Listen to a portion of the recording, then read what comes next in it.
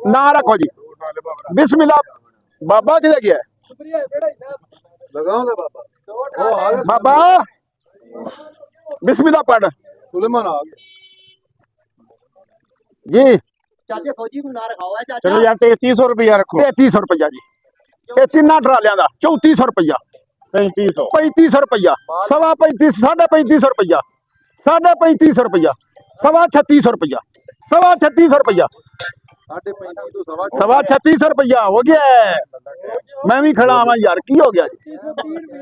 3630 रुपये 3630 रुपये साढ़े 3600 रुपया 55 रुपये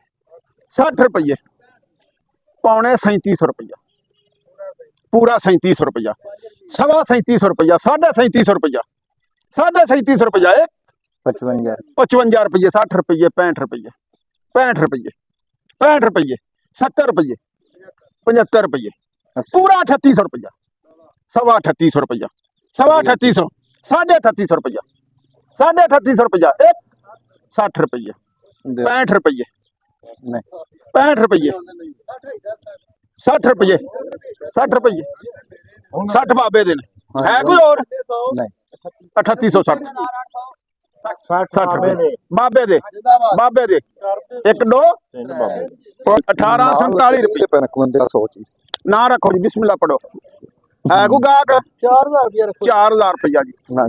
4100 रुपया 4200 रुपया 4200 रुपया 4200 रुपया 4300 4400 4500 रुपया 5 रुपये 10 रुपये 15 रुपये 1847 5 रुपये 30 रुपये जी जी 35 रुपये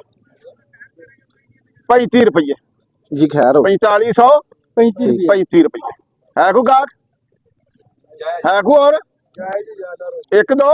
3